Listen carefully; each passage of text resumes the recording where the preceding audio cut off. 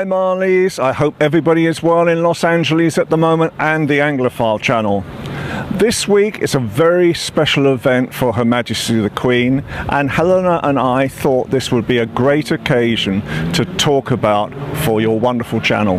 So on the 9th of September, Marlies, the Queen will become the longest ever serving monarch on the throne.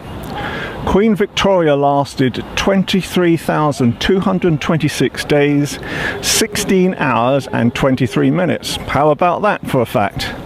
The Queen will now become, on September the 9th, the longest ever serving monarch. We thought we would share some of our happy memories of the Queen as well, Helena and I, with some of Helena's great photographs and some of my anecdotes going back almost 50 years. People ask me what are my most favourite memories of the Queen, bearing in mind that I've worked for 50 years with members of the royal family. I think for me, my most famous memory is of a mistake I particularly made, which the Queen did not find particularly amusing, to say the least.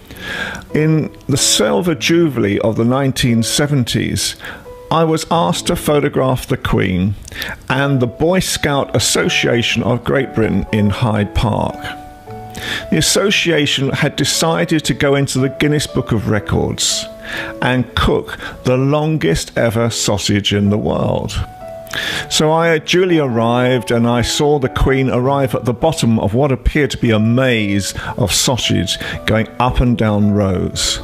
So I thought the best thing to do was for me to go into the middle section where I could get a close-up of the Queen, expecting and inspecting some of the part of the sausage. So as she started to walk towards me and I started to take some photographs, I then realised that the entrance that I had taken at the top of the longest sausage in the world was now being blocked by the Duke of Edinburgh, who was walking towards me from the other direction. I suddenly realised I was in no man's land, and the reality was I couldn't go backwards, I couldn't go forwards, and there wasn't enough room for the Queen virtually to pass by me. So as the Queen walked up and down the rows, she could see my predicament, and then that particular day it had been raining as well, so she held an umbrella in her hand. Finally, she started walking down the road that I was in. Now she advanced and I wondered, what should I do? The only thing that seemed appropriate would be that I knelt down first of all and tried to curl underneath this trough. As she walked towards me, she raised her brolly, and I thought, she's either going to knight me for quick thinking, or she's going to hit me over the head with her brolly.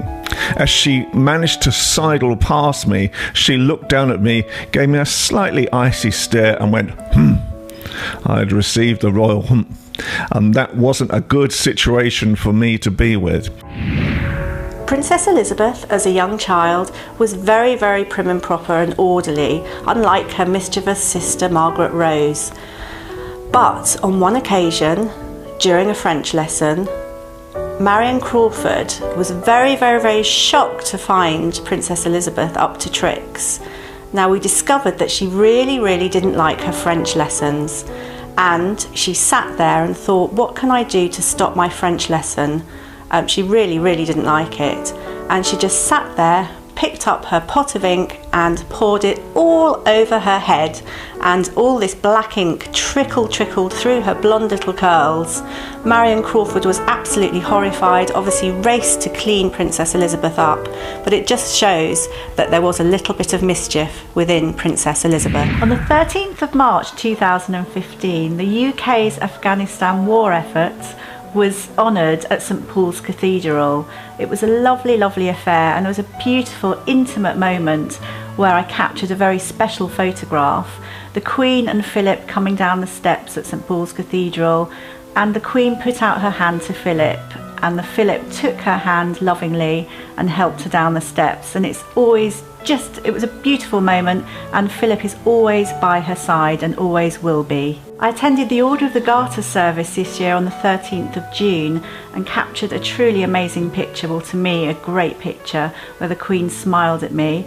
The Queen and Philip were both wearing their blue cloaks and had their white plumes, and as they walked past me in the summer breeze, I captured this lovely shot. It means so much to me, and it was a fabulous service, a fabulous day.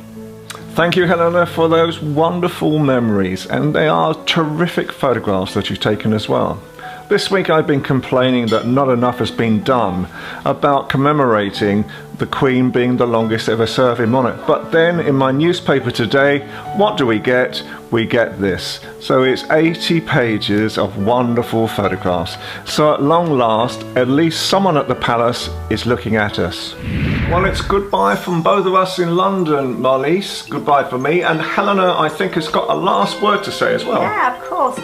So congratulations to the Queen for being the longest reigning monarch on the 9th of September. But not only are there stunning pictures which chart her reign at Holyrood House, Windsor and Buckpall, but we have heard that she will be also performing a speech, so we are looking forward to that. And thank goodness for that, because at least it's commemorating this most historic occasion. Bye, Marlies. Bye. Bye.